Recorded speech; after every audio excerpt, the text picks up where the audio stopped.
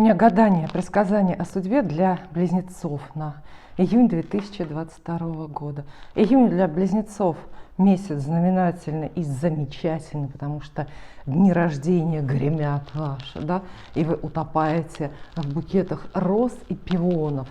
Мне кажется, родиться в июне благодать именно в этом смысле. Розы и пионы, всего много, все в изобилии, да?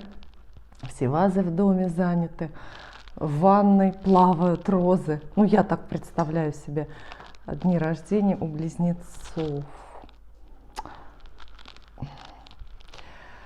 Передо мной вы видите много карт, и я должна выбрать. Хочу, чтобы вы в этом процессе поучаствовали.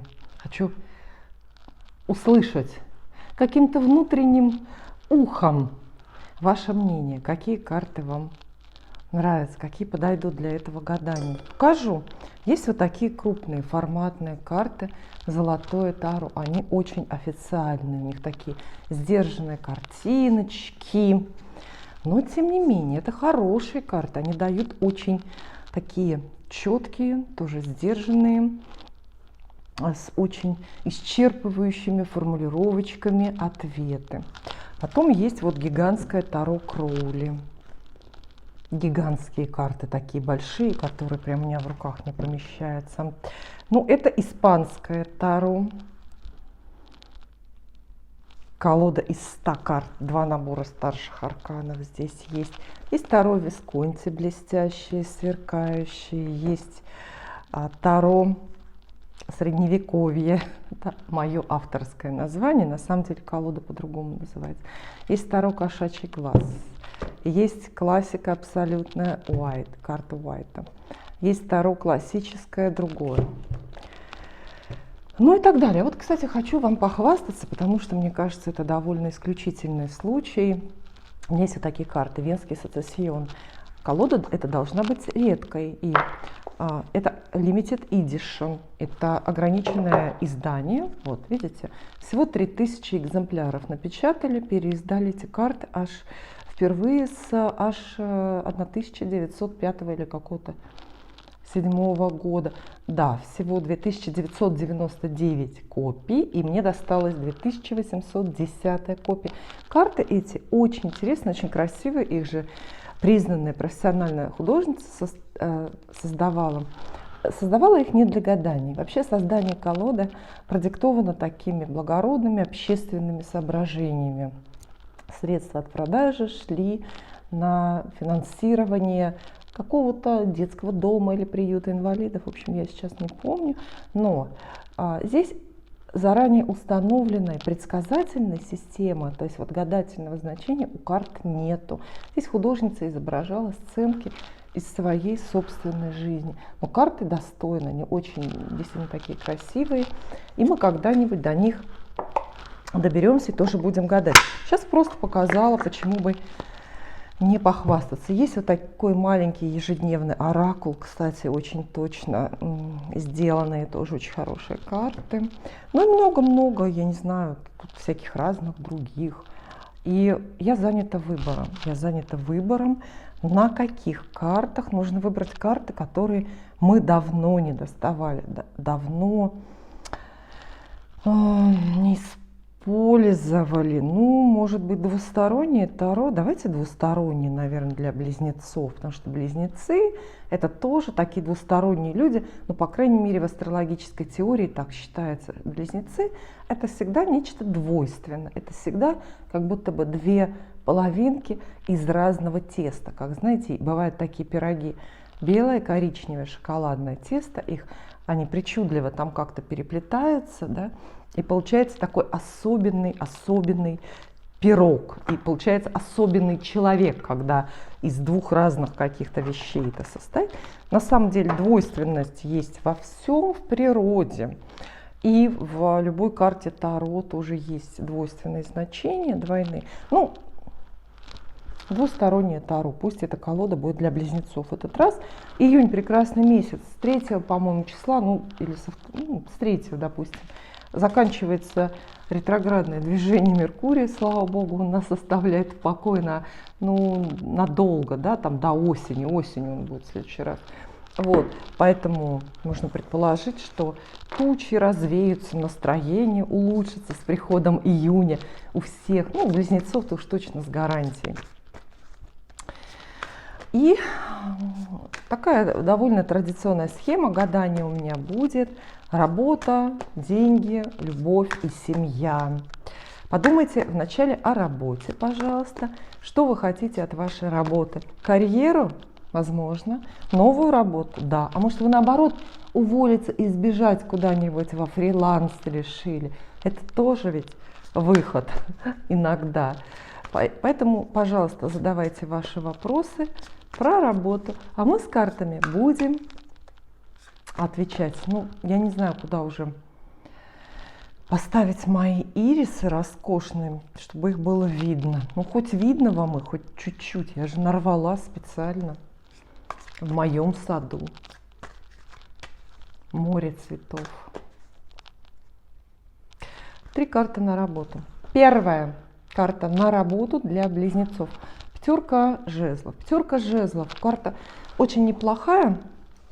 И самое главное, что для работы она уместная. Она называется конкуренция. Она описывает разные ситуации для вас на работе, в которых вы с кем-то конкурируете, выставляете свои способности против таких же сравнимых способностей других людей. Это и собеседование о новой работе, там, где есть другие кандидаты, тоже очень достойные. Это и завоевание в компании новой должности, например. И вы тоже ее оспориваете, потому что тоже есть какие-то не менее достойные ваши коллеги, которые на это претендуют. Пятерка жезлов говорит, что на работе все будет вот так вот, знаете, живо. И вам придется прилагать усилия для того, чтобы оказаться буквально не хуже других. Вот запомните эту фразу, пожалуйста, дорогие близнецы. Не хуже других. Да? И это должно сработать. Каждый день, собираясь на работу, вы себе говорите: я не хуже других, я могу претендовать тоже и на какой-то завидный проект, и на повышенную премию, и на новый офисный стульчик и так далее. То есть вот я не хуже, я не хуже.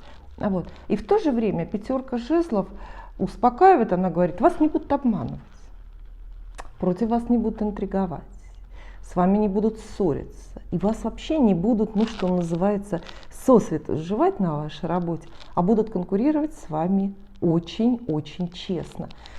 Карта описывает споры, в которых рождается истина, те самые. Поэтому, если у вас собственный бизнес, у вас могут состояться вот споры, такие жаркие дискуссии с партнерами по бизнесу. Но эти дискуссии не приведут к распаду союза, а родится истина. То есть вы какие-то правильные решения для развития, для будущей стратегии придумаете.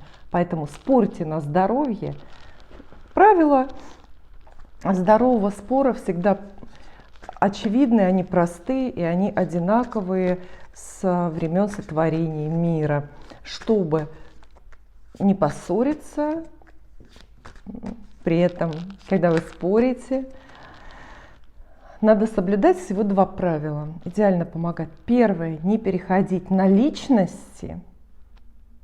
И второе – не говорить о прошлом. Говорить только о той проблеме, которую вы с оппонентом обсуждаете сейчас, в настоящий момент. Потому что откуда берутся ссоры, да, вообще между людьми? Только из этих 2 неправильных таких подходов. Это когда мы переходим на личности и начинаем обсуждать личные качества, может быть, даже физические, и внешность оппонента. Да? Это всегда очень опасно, скользкий такой вот путь.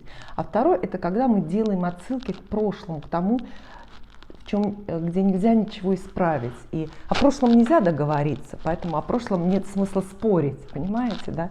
Тоже ценный совет, надеюсь, я вам дала. Дальше.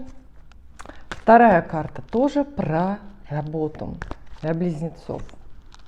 Хорошая? Достаточно, но тревожно. Это паж мечей. Паж мечей буквально обозначает разногласие, непонимание. Вот кто-то кого-то не понимает. потому что один поленился в подробностях все рассказать, изложить свою позицию, а другой поленился дослушать. И вместе карты предупреждают, конечно, близнецов именно о спорах. Споры с коллегами, с начальством, с партнерами по бизнесу, может быть, с клиентами, если у вас такой клиентский бизнес. Это споры из-за непонимания на словах, но все еще не конфликты. Все еще, мы, кажется, немножко подбираемся уже к конфликтам, но это все еще не конфликты. Паж мечей — это все-таки еще не рыцарь, это не конфликты, это не ссоры. Это пока еще такая точка, в которой можно договориться, можно друг друга понять, но вы ходите по острию, имейте в виду. А, кстати, близнецы, мне кажется, часто это делают, да, ходят по острию, потому что близнецам все-таки нужна очень насыщенная и такая веселая жизнь, достаточно авантюрная, правда же?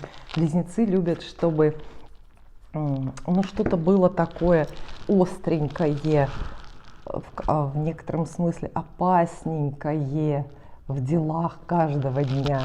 Поэтому и вы, наверное, иногда провоцируете людей рядом, вызываете вот это непонимание, да? Ну и третья карта — на работу близнецам. Ну и вот, все сглаживает и все прощает восьмерка пентаклей. Собственно, восьмерка пентаклей и описывает ту самую работу. Посмотрите, вот что делает человек здесь на этой картинке. Ну, лицевая сторона скорее. Это не имеет смысла, потому что эта карта не меняет свое значение, но человек работает. Понимаете, увлеченно работает. И все, что он делает, все, что он, вот видите, сработал, там, выточил, что ли, все это у него вот так вот сохраняется. Восьмерка пентаклей предрекает близнецам все-таки очень спокойный, добродетельный труд. То есть вам удастся именно сделать, чем бы вы ни занимались. Там горшков налепить или, может быть, сделок на каких-то с нефтью заключать. То есть это карта именно делания, а также учебы самостоятельно или под руководством. И это карта еще и каких-то долгосрочных вложений. Вы учитесь. Самое главное, о чем карта говорит, что на работе, вот на вашей, она новая или старая у вас работа, но вы будете учиться что-то осваивать и делать, пока еще не умело, может быть, неловко. Вот это самое новое, то, что вы сейчас узнаете сейчас. Это разные новые начинания для бизнесменов. Это успешно вложенные деньги в бизнес собственный или какой-то чужой или совместный. Это, опять же, да, учеба, возможно, курсы, там какие-то повышения квалификации от работы. И эта карта все-таки очень хорошая. Вот. Поэтому в целом мы видим весьма-весьма неплохой набор. Споры, отстаивание своих позиций, но и делается работа. Шансы найти новую работу, если вопрос об этом, очень велики. Прямо вот буквально очень велики. И это будет работа, приносящая удовлетворение. Это будет работа, на которой долго надо будет приживаться, на которой долго нужно будет и серьезно осваивать навыки, учиться, впитывать. То есть, ну прям вот буквально постигать правила искусства, какие-то азы какого-то нового мастерства для вас. Но вам это будет нравиться, поэтому будьте готовы быть или казаться лучше других. Это советы на июнь вам. И будьте готовы работать, может быть, скучно и рутинно, но ради светлого будущего. Теперь деньги. Следующая тема нашего гадания – это деньги у близнецов в июне. Вообще, в целом, вот такой небольшой экскурс в астрологическую теорию я вам сделаю. Дело в том, что в каждый день рождения у каждого человека открывается новый соляр, то есть его новый астрологический год. И день рождения – это не просто такая формальная дата, когда вот вам цветочки принесли, там и торт подарили.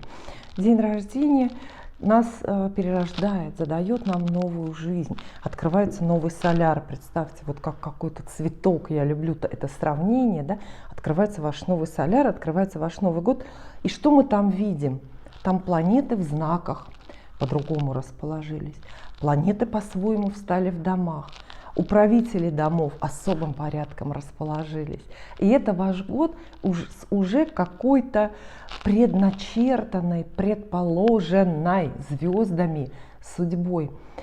И поэтому человек вот в этой точке открытия соляра, то есть в день рождения или за день до, или там через день после, может быть, в таком диапазоне, человек бывает очень-очень уязвим. Поэтому вот я вас хочу все-таки предупредить. Особенно стоит оглядываться по сторонам и контролировать себя и ситуации вокруг рядом с днем своего рождения. Понимаете? Потому что вы становитесь особенно хрупкими, что ли, особенно податливыми. Настроение, которое вы имеете в точке открытия соляра, то есть в свой день рождения, задает вам вибрации на целый год. Поэтому уж в свой день рождения это особенно актуально окружать себя только приятными людьми и делами. Только приятными. То есть никаких стрессов, никаких обременительных, привычно печальных ситуаций быть не должно. Позаботьтесь о том, чтобы вот в день рождения все было идеально, красиво. И год такой будет, понимаете? Вот как день рождения встретишь, так год и проведешь. Вот это я вам точно могу сказать.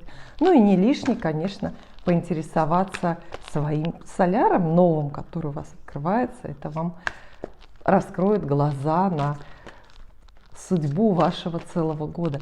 Ну а теперь деньги для близнецов. Тоже 3 карты. Пока все хорошо. Раз. Первая карта. Тройка пентаклей. Хорошая карта. Денежная достаточно, потому что пентакли это вообще денежная масть. Тройка пентаклей скорее описывает такую повседневную жизнь. Карта имеет, кстати, астрологическое соответствие с вашим знаком. То есть здесь тройка, число 3 проецируется именно как бы на 3-й дом. Это 3-й дом, дом, собственно, близнецов в зодиаке. И тройка пентаклей говорит, что в целом расходы и доходы у вас очень будут сходиться, дебет с кредитом.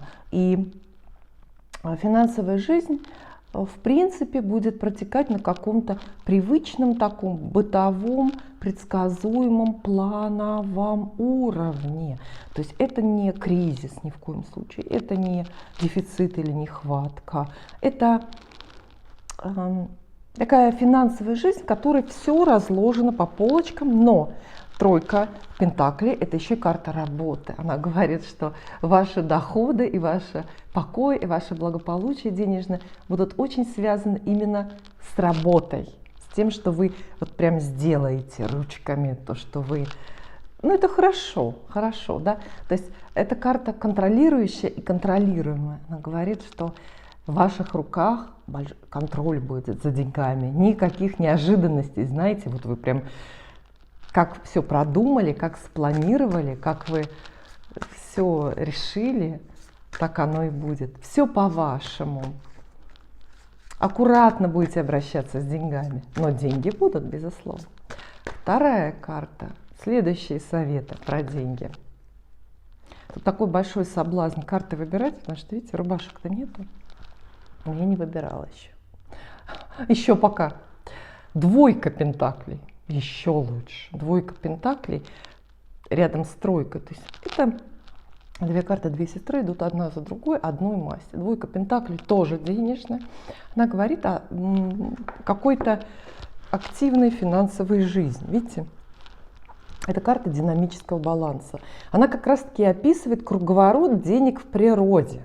Круговорот денег в вашем кошельке. Вот, допустим, один пентакль – это деньги уходящие, другой пентакль – деньги приходящие. Карта просит вас легче относиться к деньгам, к расходам и доходам, тратить именно ради того, чтобы деньги приходили, радоваться тому, что есть возможность тратить И видите, вот эти два пентакля объединяет восьмерочка, знак бесконечности. Да, тут уже отсылка к каким-то высшим слоям, то есть речь идет о бесконечности вот этого финансового денежного круговорота. Карта описывает такое, знаете, именно очень активное вот такое вот прямо движение денег у вас. Много приходит, и вы много тратите. И она советует много тратить. Пусть будет воздуха много, пусть деньги не залеживаются на ваших счетах. Чем вы легче относитесь к тратам, тем легче приходят новые деньги. Вы знаете, это такой универсальный есть денежный закон. Многие ему не следуют, но и ошибаются, конечно, в этом. Вот что мы видим здесь. Двойка пентаклей, кстати, описывает еще некоторую двойственность. То есть это две работы, два источника дохода, неожиданно второй ручеек какой-то денежный. То есть открывается возможность из какого-то второго места получать деньги. Представляете, разве это плохо?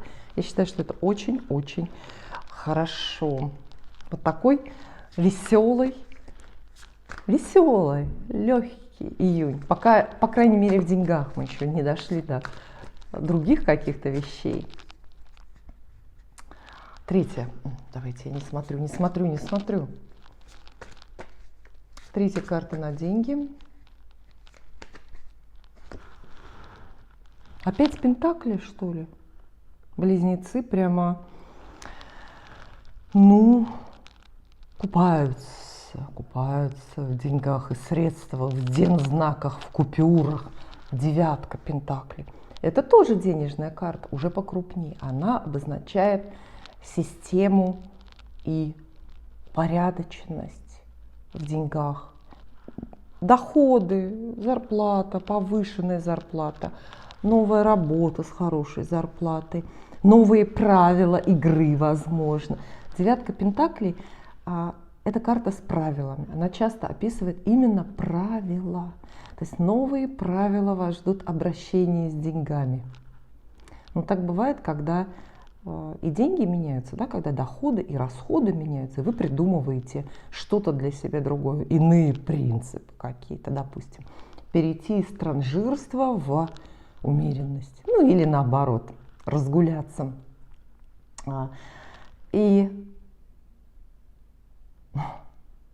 задумалась я, кстати, на эту тему. Знаете, я знаю близнецов, вот что значит двойственный знак. Мне знакомы близнецы, и такие, которые ужасно транжирят деньги, которые просто зарплату до дома не доносят. Ну, вообще вот транжирят очень сильно деньги. И мне знакомы близнецы, которые также патологически и не нужно, и болезненно экономят. И поэтому кажутся жадными, например. То есть вот такое очень, наблюдаю за близнецами, полярное отношение к деньгам. Я думаю, что это может меняться с возрастом. То есть человек, который в молодости транжирил деньги, не считал, распылял направо и налево, к старости может стать ужасным скрягой. Если вы знаете такие случаи с вашими родственниками или с вами, напишите, это интересно. Вот. А вам девятка пентаклей говорит, что в вашей жизни, может быть, даже после прошлых каких-то переживаний, наступит абсолютный такой денежный покой. Вы знаете, порядок, все на своих местах. Долги закрыты, с кредитами вы рассчитались, ипотеку, например, выплатили и успокоились. Аж 3 карты подходящей масти денежной вам выпадают. То есть вы в шоколаде, это так называется, по-моему. Какая-то здесь радостность и простота, что ли, финансовой жизни идет. Знаете, простота — это же тоже очень хорошо, когда не надо искать сложных обходных путей, когда не надо лицемерить или что-то придумывать, не надо просить помощи. Например, вот так. Дальше любовь. Сразу перескакиваем принципиально на любовь. Июнь. Пора любви, романтических переживаний, для близнецов тоже. Почему тоже для близнецов особенно? Потому что вот в этой примерно рядом с точкой открытия соляра и сердца ваши уязвимы для стрел Купидона, особенно. Где-то рядом с собственным днем рождения легче всего и влюбиться на всю жизнь, и какой-то роковой и негативный опыт получить в любви. Вот поэтому я и прошу всех быть внимательными вокруг дня рождения. Ну, можно отсчитывать, допустим, 12 дней вокруг дня рождения, но это многовато. Я думаю, что 3 дня. Когда если вы не знаете точного времени открытия соляра, вы можете его не знать, если не ходили к астрологу, то на всякий случай подстрахуйтесь. Вот прям дата рождения, да, вот этот день, когда вы родились, в паспорте у вас дата, и 1 день до, и 1 день после. Дальше эта точка не может быть. Это где-то вот в этом диапазоне. Вот эти 3 дня прям смотрите по сторонам, потому что Вселенная полна знаков, подсказок, но и опасностей тоже, понимаете? Любовь, как хотите. Раз. 4 кубков. Ну, во-первых, масть уместная. Кубки — это любовная масть. По крайней мере, мы видим, что какие-то вибрации, какие-то переживания романтические есть, да? Потому что 4 кубков, ну, имеет отношение к любви, имеет отношение к чувствам, к эмоциям. Она говорит, что это не пустое сердце. Она говорит, что вот эти вот ваши денежные радости не займут полностью вашу голову, и останется там какое-то все-таки место и для любовных переживаний. Более романтическая картиночка на оборотной стороне карты. Посмотрите, здесь море, корабль, и как-то все так, ну, в общем, в тему.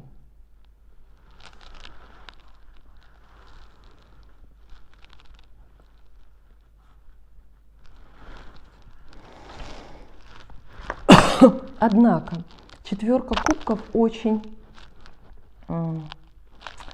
пассивная и застойная. Видите, в какой позе застыл наш герой на картиночке, да? Ему ничего не нужно. Эта карта говорит, что многие близнецы от любви просто откажутся, от каких-то возможностей. Кто-то не пойдет на свидание, кто-то не позвонит любимой девушке, кто-то не примет предложение о браке, кто-то не ответит на сообщение на сайте знакомств. То есть будет немножко одолевать вас лень и апатия. Не будет энтузиазма к любовным делам, к переменам, например, в этой сфере, в этой области, к чему-то новому.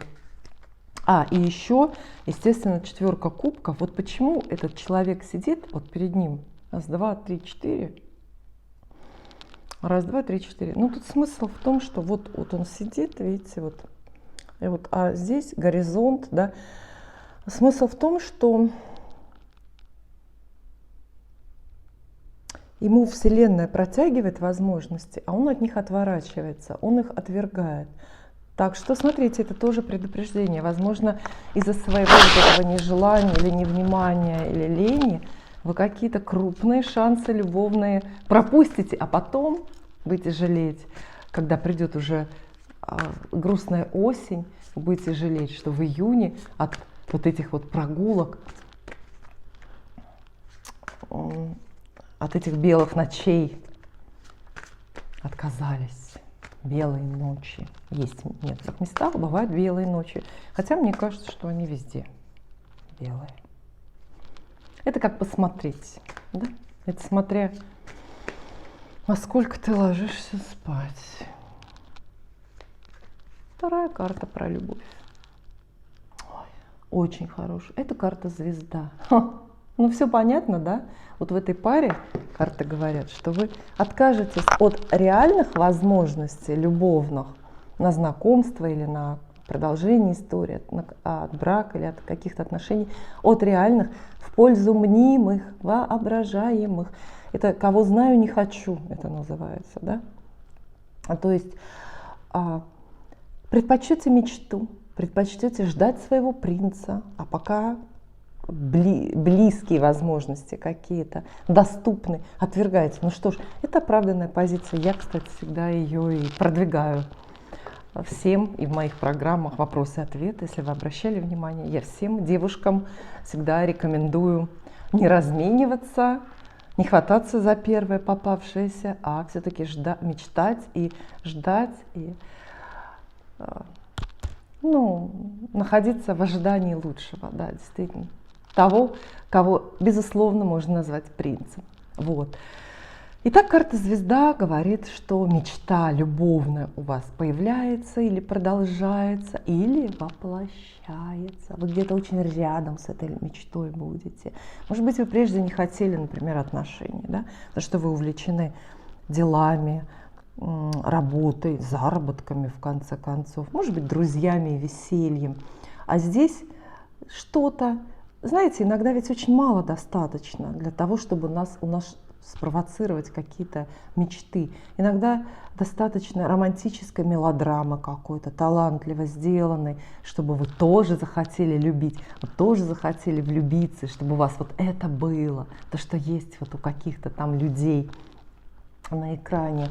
Может быть, книжка какая-то на вас впечатление произведет.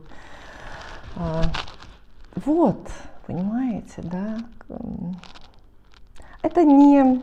Карты не описывают вам воплощенную такую, прям, знаете, бытовую, хозяйственную, любовную историю и даже походы на свидание.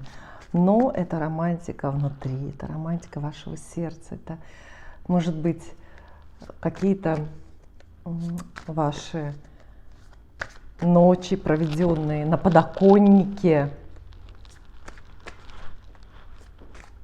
Да, вы сидите на подоконнике, или на балконе, или вот в саду, как вот я имею сейчас такую возможность, смотрите на звезды и мечтаете о любви. Ну и третья карта про любовь близнецам. Такая она будет. Десятка жезлов. Максимально неуместно. Максимально неуместно. Десятка жезлов – это карта вот такого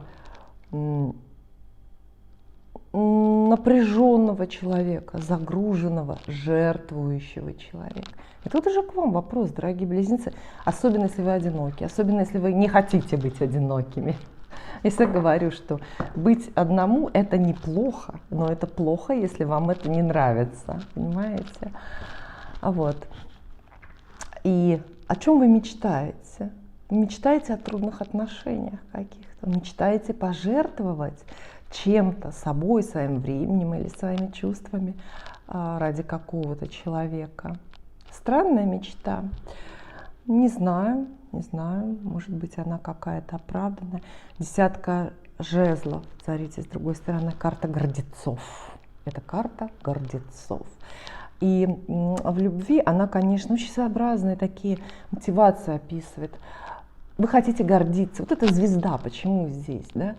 Возможно, ваше сердце уже занимает какой-то человек, который, ну вот настолько воплощение вашей мечты, настолько он, то есть даже на дистанции, позволяет вам им гордиться, им самим или близостью с ним, знакомством с ним, а что вы вот продолжаете этой мечтой, этими намерениями какими-то жить. Ну, в целом неплохо. По крайней мере, это не ссоры, это не разводы, это не обманы, и не соперничество и злодейство, правда? Однако история такая, все-таки очень-очень двойственная. То есть так на прикладном уровне получается, что вы отказываетесь от отношений близких, легких, на которые легко согласиться, легко их взять в пользу в пользу какой-то тяжелой, неподъемной любовной истории, например, которая по большей части в вашей голове существует. Но мне кажется, это и похвально. То есть, знаете, ставьте перед собой нереальные цели. Только так можно в жизни и в любви тоже чего-то достойного достигнуть. Вот. Какая-то нереальная цель в любви вам выпадает. И теперь, значит, новое знакомство. Ну, примерно я вам рассказала. В новых знакомствах они возможны. И они будут очень близки к мечте вашей, но трудно начинаются, трудно понимать, трудно сойтись, трудно привлечь внимание этого человека, трудно что-то начать, трудно работать над собой и становиться лучше. В общем, трудно, но оно того стоит. Наверное, совет карт вот скорее такой. Вот.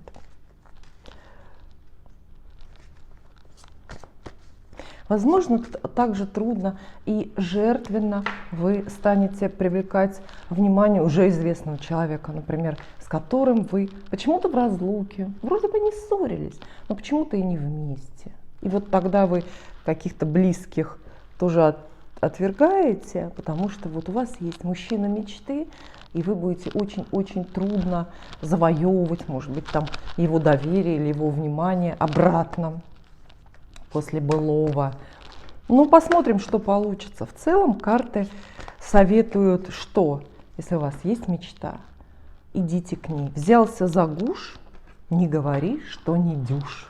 Понимаете? Если уж вы взялись за тяжелую какую-то для вас историю, то ну, не бросайте ее на полпути, потому что это уж точно будет напрасно. А кто справится, кто весел не бросит, тот обязательно дойдет, тот обязательно землю свою найдет и любовь свою найдет. И теперь дом и быт.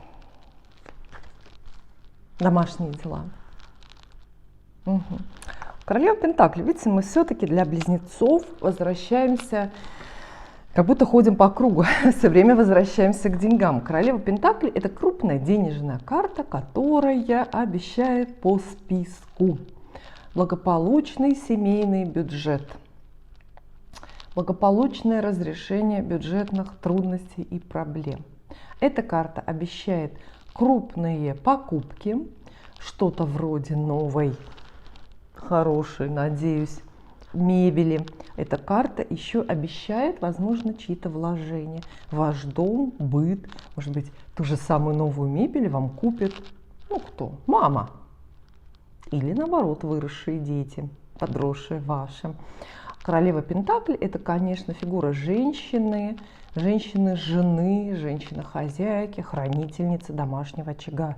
Но это прекрасно, да, потому что если вы храните, значит, есть чего хранить, значит, есть очаг и наступление нового дома, может быть, по этой карте. То есть вы, как хозяйка, переступаете порог нового дома, пусть даже новой комнаты, например, вам в той же родительской квартире выделили новую комнату больше, чем прежде, да?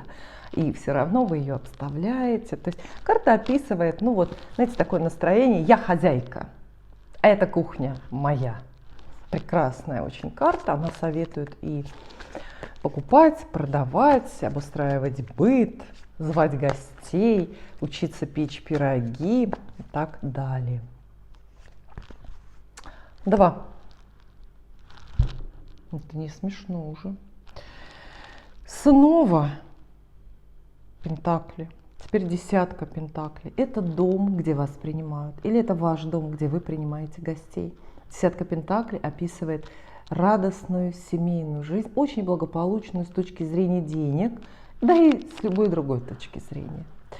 Это посиделки с родственниками, это какой-то, возможно, юбилей у кого-то из ваших старших родственников. Юбилей, где за большим столом вот собираются буквально по кругу самые разные родственники самого разного уровня родства, очереди, как говорят юристы, да, и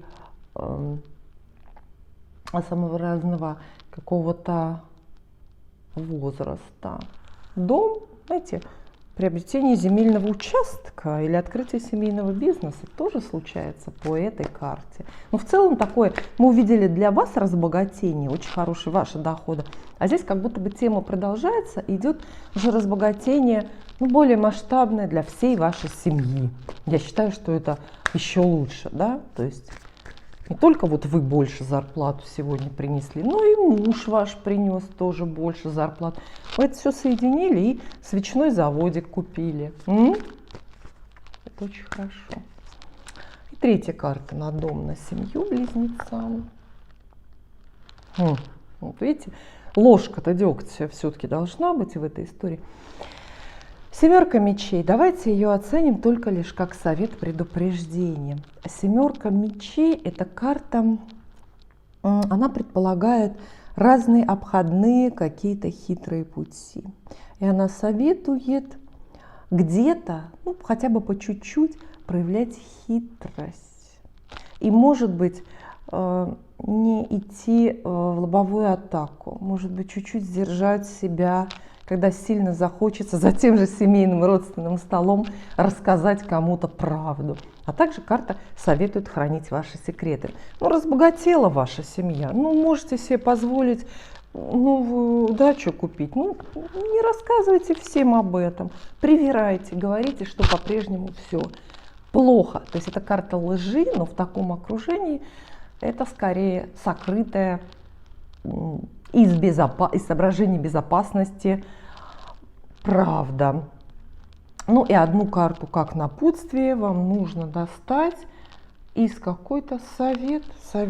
Вот такая маленькая колода у меня есть, почти что детская, игрушечная. Здесь только старшая аркана. Малюсенький такой набор.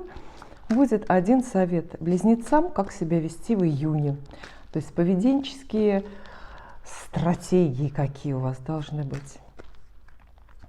Чтобы все было вот так вот хорошо. Вообще из приобретения месяца я для вас вижу, конечно, какой-то особенный новый денежный порядок.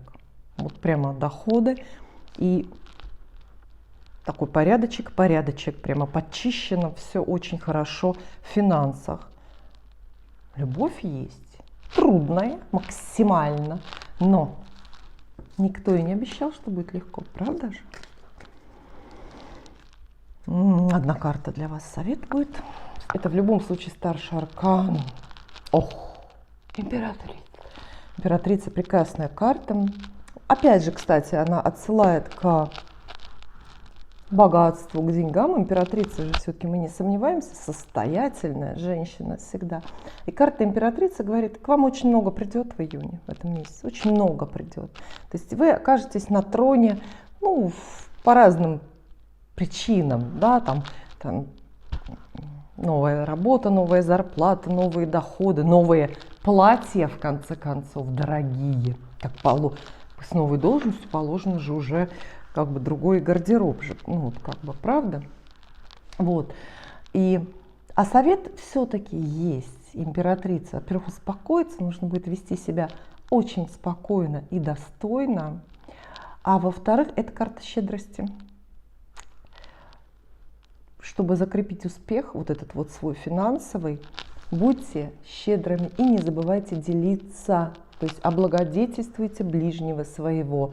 Подарки родственникам, разным, может быть, там, кому еще, друзьям, да соседям даже можно, если они у вас нуждаются. То есть июнь хочет видеть вас, щедрую женщину. Ну что ж, я рада, что вам достались такие хорошие карты, и увидимся.